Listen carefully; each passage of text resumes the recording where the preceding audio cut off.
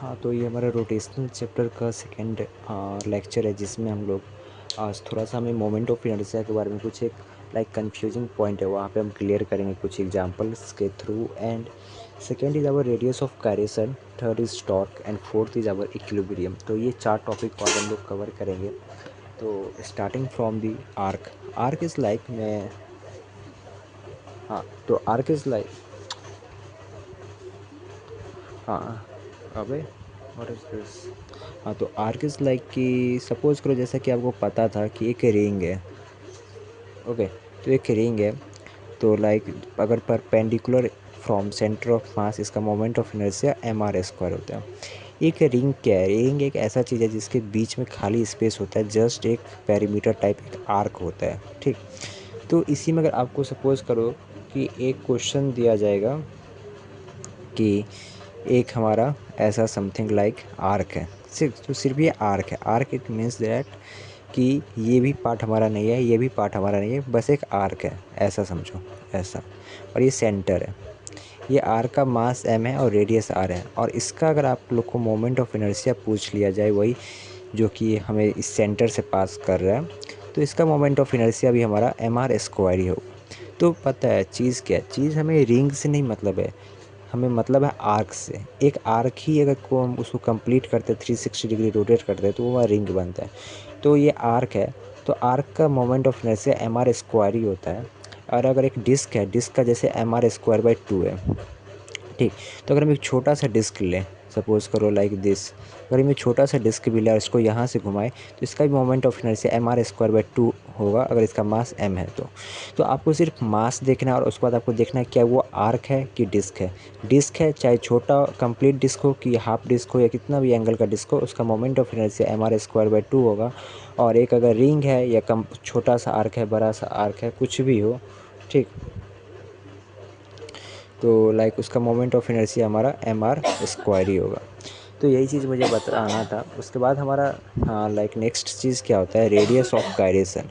तो radius of gyration, जैसा कि आप देखे होंगे कि रेडियस ऑफ गायरेशन क्या होता है? Radius of gyration is equal to I, एक मिनट। हाँ, तो रेडियस ऑफ गायरेशन में क्या होता है कि सपोज़ करो मैंने आपको एक, ये हमारा थिन रॉड है, और मैंने आपसे पूछा कि इसका मोमेंट ऑफ इनर्शिया इसके अलॉन्ग क्या होगा, जिसका मास m है, लेंथ l है। तो आप बोलोगे ml²/3, ml²/3। तो मोमेंट ऑफ, तो लाइक रेडियस ऑफ गायरेशन में क्या होता है? जो भी हमारा बॉडी है इस साइड, सपोज करो कोई भी अलग अलग टाइप का बॉडी है, कभी रिंग है, कभी स्पीयर है, कुछ भी है, उसको हम लोग m की स्क्वायर से बस डिनोट कर देते हैं। जब उसको हम लोग m की स्क्वायर से डिनोट कर देते हैं, ये जो हमारा k है, यही हमारा रेडियस ऑफ गायरेशन है। तो m से m कट गया, तो k क्या हमारा आ गया? √l²/3। ध्यान से समझते हैं इसको। होता क्या है कि कुछ ऐसा है कि सपोज़ करो मैंने आपको बोला कि इधर काफ़ी सारे, लाइक एक बॉडी है जिसका मोमेंट ऑफ इनर्शिया है कुछ, ठीक। तो एक स्फीयर है जिसका मास है। अब स्फीयर तो एक बड़ा सा होता है, ठीक, और मास है जिसका रेडियस r है। उसको मैंने बोला कि अगर इस स्फीयर को मैं अगर एक पॉइंट मास से डिनोट कर दूँ, एक मैं पॉइंट मास से डिनोट कर दूँ, ठीक, इस स्फीयर को मैं एक पॉइंट मास m से डिनोट कर दूँ, जिस दोनों का मास सेम है, तो कितने दूरी पे इस रेडियस, इसके सेंटर से कितने दूरी पे मैं जाऊँ ताकि मुझे इन दोनों का मोमेंट ऑफ इनर्शिया जो हो वो सेम हो जाए। तो इसका मोमेंट ऑफ इनर्शिया जो भी होगा, आई स्पेयर इक्वल टू इसका मोमेंट ऑफ इनर्शिया जो भी होगा, वो हमारा सेम होना चाहिए। तो सेम होने के लिए क्या करेंगे? तो इसका मोमेंट ऑफ इनर्शिया हमें पता रहता है, और इसका मास भी m है, तो मास m, तो m तो दोनों से कट जाएगा। फिर ये जो k² है, बस उसके इसके जो भी वाला पार्ट तो कट गया। तो ये और ये बस इक्वेट कर दो, वहीं पे हमें k का वैल्यू पता चल जाएगा। तो कुछ नहीं करना है, बस दोनों चीज़ का मोमेंट ऑफ इनर्शिया को बस इक्वेट कर देना है, और मास कैंसिल आउट हो जाएंगे। बस इस लेंथ, ये जो हमें ना जनरली k पता करना होता है, तो k कैसे पता करेंगे? यहाँ से पता चल जाएगा। तो लाइक थोड़ा कन्फ्यूजन लगा होगा, बट इतना बस समझ रहा हूँ। लास्ट में मैं यही कहना चाहूँगा कि एक चीज़ होता है जिसका मोमेंट ऑफ इनर्शिया आपको पता होता है, दूसरा चीज़ का आपको मास पता रहता है, क्योंकि इन दोनों का मास सेम होता है। बस आपको k² यहाँ पे लिखना होता है, और ये k वैल्यू पता करना है। तो k वैल्यू कैसे पता करोगे? अब ये चीज़ मुझे पता है, और ये चीज़ में k मुझे पता करना है, तो m तो इधर आ जाएगा, तो m से m कट गया, तो जो भी चीज़ इधर बचेगा उसको k² से इक्वेट कर देंगे, ठीक। तो उसके बाद लाइक जो हमारा नेक्स्ट चीज़ आता है वो आता है हमारा टॉर्क। टॉर्क क्या होता है? देखो, टॉर्क इज़ लाइक कि एक तरह का एक फोर्स ही है। फोर्स क्या था, जैसे कि मोमेंट ऑफ इनर्शिया में क्या था, मोमेंट ऑफ इनर्शिया और इनर्शिया में क्या था, इनर्शिया इज़ लाइक कि जब हमारा बॉडी लाइक रोटेट नहीं कर रहा है, उसमें जब मोमेंट जुड़ गया तो उसका मतलब रोटेट हुआ। तो इसी तरह टॉर्क है। टॉर्क क्या होता है, जैसे कि अगर हम कोई बॉडी पे फोर्स लगा रहे हैं, अगर वो बॉडी मूव कर रहा है और रोटेट नहीं कर रहा है, सिर्फ मूव कर रहा है, रोटेट नहीं कर रहा है, तो उसको हम लोग फोर्स कहते हैं। पर वही बॉडी अगर उस पर हम फोर्स लगा रहे हैं और वो बॉडी घूम रही है, तो उस फोर्स का नाम हो गया टॉर्क। बस यही बात है कि अगर ऐसा फोर्स जिसके कारण वो बॉडी रोटेट करे, तो उस चीज़ को हम लोग देते हैं नाम टॉर्क। ठीक, टॉर्क एक हमारा वेक्टर क्वांटिटी है। ठीक, क्योंकि फोर्स भी तो हमारा एक वेक्टर क्वांटिटी है, तो टॉर्क हमारा एक वेक्टर क्वांटिटी है। अब बात ऐसी होती है कि टॉर्क टॉर्क के अलग अलग नाम है। लाइक एक तो टॉर्क नाम है, एक है मोमेंट ऑफ फोर्स। मैंने आपको बोला था जब भी आपको मोमेंट दिख जाए मतलब क्या होता है, घूमना। लाइक ठीक ना, घूमना। तो जब मैं एक दरवाज़ा पे फोर्स लगाता हूँ तो वो दरवाज़ा हमारा घूमता है। वो ऐसा नहीं होता है कि लाइक आगे पीछे कर रहा है, मीन्स दरवाज़ा हमारा सिर्फ घूम रहा है। तो घूम रहा है इट मीन्स वो फोर्स हमारा उस बॉडी को घुमा रहा है, तो वो हमारा टॉर्क हो गया। ठीक, तो इसी को हम लोग टॉर्क कहते हैं। तो और आइए हम लाइक टॉर्क और फोर्स को थोड़ा सा कंपेयर करते हैं ताकि चीज़ें क्लियर हो जाए। इधर टॉर्क, इधर फोर्स। तो टॉर्क दोनों वेक्टर क्वांटिटी है, हाँ वेक्टर क्वांटिटी है। टॉर्क इक्वल टू, हाँ पहले force equal to mass into acceleration, तो torque equal to I into alpha. तो देखो होता क्या है, हम लोग रोटेशनल चैप्टर में जो जनरल हम लोग पढ़ते हैं उसमें एम को आई से डिनोट कर देते हैं, that is moment of inertia से, और जो ए है वो हमारा अल्फ़ा हो जाता है। ठीक, तो इतना ही दोनों में अंतर है। टॉर्क का एक और अपना डेफिनेशन है, that is R cross F. R cross F. तो लाइक जनरली हमें अभी आर क्रॉस एफ का ही यूज़ करना है, जिसको हम एग्जांपल्स के थ्रू भी समझेंगे कि ये आर क्रॉस एफ हमारा कैसे होता है, टॉर्क इक्वल टू जो भी हो। ठीक, अब समझते हैं कि सपोज़ करो कि एक एग्जांपल मैं आपको दे रहा हूँ। एक यहाँ पे पिन है, ठीक, और एक रॉड है मासलेस स्लॉट, और एक ये ब्लॉक है एम मास का। इस ब्लॉक पे मैंने फोर्स लगाया, तो ये रॉड हमारा लाइक ये ब्लॉक हमारा ऐसे घूमेगा। तो ये फोर्स एफ मैंने लगाया, तो हुआ क्या कि मैंने जब यहाँ पे फोर्स एफ लगाया तो अब क्या कर रहा है, ये बॉडी घूम रहा है, तो ये हमारा टॉर्क हो गया। ठीक, और किसके अबाउट घूम रहा है, इस पॉइंट के अबाउट में घूम रहा है। सपोज करो ये यहाँ पे पिन है, अब मैं इस पर फोर्स ऐसे लगा रहा हूँ तो ऐसे ऐसे घूम रहा है, तो इसके अबाउट घूम रहा है ना। तो हम लोग कभी भी टॉर्क किसी एक पॉइंट के अबाउट लिखते हैं। तो सपोज़ करो टॉर्क मैंने इसके अबाउट लिखा, तो टॉर्क का फॉर्मूला मैंने बताया R cross F. R cross F है, तो आर क्रॉस एफ को कैसे लिखते हैं, आर एफ साइन थीटा। ठीक, आर एफ साइन थीटा। अगर ये चीज़ क्लियर ना हो तो लाइक यू कैन कमेंट कि हाँ ये चीज़ मुझे क्लियर नहीं है। तो आर एफ साइन थीटा, तो आर क्या होता है, जो पॉइंट के अबाउट टॉर्क लिख रहे हैं हम लोग, और फोर्स के बीच में जो डिस्टेंस है उसको कहते हैं आर। तो ये आर, फोर्स हमने एफ लगाया, और देखो ये फोर्स एफ है, ये आर ऐसे है, इन दोनों के बीच 90 डिग्री है, तो साइन 90, तो साइन 90 कितना होता है 1। तो आर एफ आ गया टॉर्क की वैल्यू। ठीक, तो इसी तरह हम लाइक अलग अलग एग्जांपल्स देखेंगे। तो torque equal to R F है, आर क्रॉस एफ, तो इसी को हम लोग आर एफ साइन थीटा लिखते हैं। बस मेन बात क्या है, आपको बस इन दोनों के बीच ना परपेंडिकुलर चीज़ आपको पता करना है। सपोज़ करो कि एक बॉडी है, कोई भी रैंडम सा बॉडी, उस पर फोर्स एफ लग रहा है, ठीक ना, एफ फोर्स लग रहा है इस पॉइंट के अबाउट, और इनके बीच एंगल थीटा है, और ये आर डिस्टेंस है। तो मैंने टॉर्क अगर इस पॉइंट के अबाउट लिखा, ये ओ है, तो टॉर्क हमेशा ये चीज़ दिमाग में रखो कि टॉर्क एक पॉइंट के अबाउट का है। तो torque O equal to, torque के about O equal to R cross F, तो आर एफ साइन थीटा।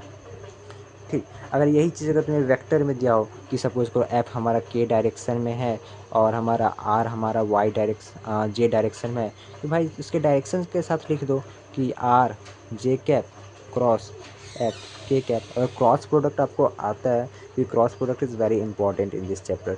अगर वो चीज़ नहीं आता है तो लाइक यू कैन कमेंट, मैं उस पर एक अलग सा वीडियो बना दूंगा कि हाँ वो चीज़ क्लियर नहीं है। तो this is all about the torque, कोई बड़ी चीज़ नहीं है, बस ये चीज़ दिमाग में रखो, आर क्रॉस एफ, या आर परपेंडिकुलर एफ, या आर एफ परपेंडिकुलर, या आर एफ साइन थीटा। ये चीज़ आपको पता है तो आप आराम से टॉर्क की वैल्यू पता कर सकते हो। अब आते हैं हम लोग इक्विलिब्रियम वाले पॉइंट पे। तो देखो इक्विलिब्रियम वाली पॉइंट पे क्या होती है बात है, इक्विलिब्रियम मीन्स क्या होता है कि नेट फोर्स जीरो। अभी आपने लाइक वर्क एनर्जी थ्योरम में पढ़ा था कि F net equal to zero होना चाहिए। तो इक्विलिब्रियम सपोज करो एक ब्लॉक है, अगर मैं इधर से फोर्स एफ लगा रहा हूँ तो सिंपल सी बात है ब्लॉक इधर मूव करने लगेगी। तो इस ब्लॉक को रेस्ट में रखने के लिए मुझे इधर से भी एफ फोर्स लगाना पड़ेगा और ये दोनों बराबर होना चाहिए और अपोजिट डायरेक्शन में। तो अब हम ये चीज़ कह सकते हैं कि हाँ ये ब्लॉक हमारा इक्विलिब्रियम में है। इसी तरह आते हैं जब टॉर्क के बात में, तो टॉर्क को इक्विलिब्रियम मीन्स क्या होता है। सपोज करो कि एक दरवाज़ा है, ठीक, ये एक दरवाज़ा है लाइक दिस, ठीक, ये एक दरवाज़ा है, इधर से आप धक्का मार रहे हैं, ठीक। तो जब आप इधर से धक्का मारे तो दरवाज़ा सपोज करो खुल रही है, ठीक। पहले बंद थी दरवाज़ा, आपने दरवाज़ा पे धक्का मारा तो दरवाज़ा खुली, घर के अंदर की तरफ दरवाज़ा खुली। उधर से आपका भाई आया, अब आपका भाई अंदर से धक्का मार रहा है और आप बाहर से धक्का मार रहे हैं और दोनों सपोज करो कि इक्वल फोर्स लगा रहे हो, सपोज करो कि इक्वल फोर्स लगा रहे हो। तो अब क्या होगी हमारी, तब क्या होगी, ये दरवाज़ा मूव नहीं करेगी। तो दरवाज़ा मूव नहीं करेगी तो हम लोग क्या कह सकते हैं, हाँ कि ये दरवाज़ा अभी इक्विलिब्रियम में है, इक्विलिब्रियम में है। ठीक उसी तरह होता क्या, मैं और अच्छे एग्जांपल से समझाता हूँ कि लाइक सपोज़ करो कि कैसे समझाऊँ मैं, कैसे समझाऊँ, हाँ एक पुली है, ठीक, ये रहा, और ये ब्लॉक एम है जिसका मास एम है।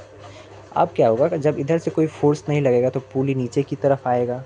पर अब आपने क्या किया, आपने इधर फोर्स लगा दिया एफ, ठीक, और पुली आप इधर क्योंकि भाग रही थी और आपने F equal to M G लगाया इसके बराबर, तो आपने इधर से भी फोर्स बराबर, इधर से भी फोर्स बराबर, तो पुली जो ब्लॉक है हमारा वो रुक जाएगा। तो ब्लॉक जब हमारा ये रुक जाएगा तो जिसके कारण ये ब्लॉक हमारा रेस्ट में आ जाएगा और इसको हम लोग बोलेंगे इक्विलिब्रियम। लाइक हम एक प्यारा सा एग्जांपल लेते हैं।